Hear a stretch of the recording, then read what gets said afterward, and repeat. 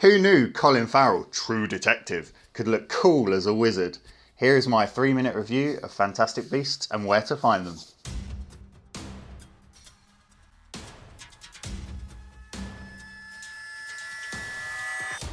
So I'm going to start straight away and preface this review. Basically, I've never seen any Harry Potter films. I know shock horror. I just actively avoided them as a kid. I like to go against the grain, and everyone was watching them as a kid, and I wanted to do something different.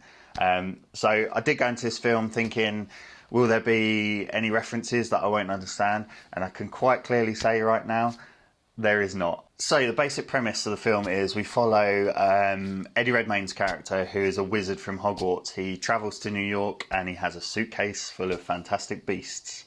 Of course, these beasts escape the suitcase in New York and they start roaming free around the city.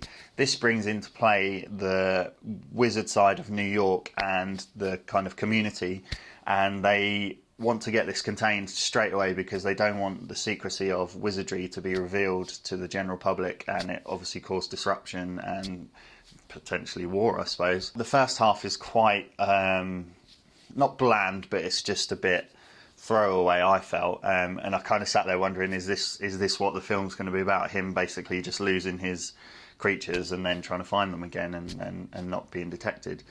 But about 2/3 into the film, it kind of kicks into gear, and there seems to be like this heart reveal to the film, which I really liked. And I kind of sat up in my chair and I thought, right, this is the film's going to start now. We have to talk about Ezra Miller because this is where he kicks in.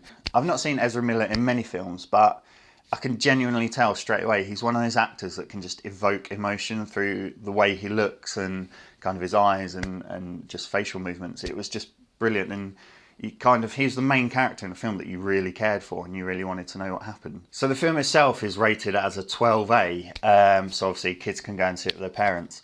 I do feel this film is a bit more adult than what I've seen from the Harry Potter films. There's quite a bit of sustained threat in it, and there's a few jumps in it. And I would just kind of say, if you're going to take your kids to see it, that there are kind of like a few scenes in that are quite terrifying. I was ultimately pleasantly surprised by this film. I came away from the cinema with a little bit of satisfaction. The kind of, as I said, the final third works really well, and it kind of gave the film a bit of heart.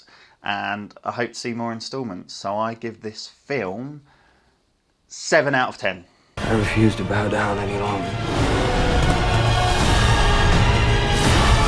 If you're new to my channel, welcome. It would be great if you could subscribe to my channel. This will basically, if you subscribe, it will just give you notifications of when I upload new reviews. And it would be great also if you could give the video a thumbs up. And also, if you've seen the film or you're a big Harry Potter fan and want to create a discussion, please leave a comment below and tell us what you thought of the film. Cheers, thank you.